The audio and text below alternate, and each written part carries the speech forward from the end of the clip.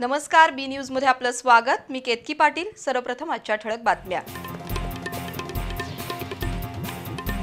राज्यात मान्सूनची एंट्री पुढील 3 ते 4 दिवसात राज्य व्यापणार। जिल्ह्याला मान्सूनपूर्व पावसाचा तडाखा, गगनबावड्यात अतिवृष्टी, धरणं आणि नद्यांच्या पाणी पातळीत लक्षणीय वाढ। जिल्ह्यातील 5 बंधारे पाण्याखाली। SSPE या जीवघेण्या आजारानं घेतला कोल्हापुरात पहिला बळी। हातकणंगले इथल्या 7 वर्षाच्या ओवी पुजारीचा उपचारादरम्यान मृत्यू। काँग्रेसमधील 35 माजी नगरसेवकांचा गट शिवसेनेत प्रवेश करणार।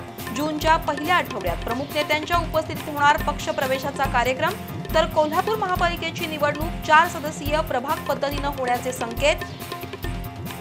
2 भावांमधील मारामारी सोडवण्यासाठी गेलेल्या पित्याचा धक्काबुक्कीत खाली पडून दुर्दैवी मृत्यू।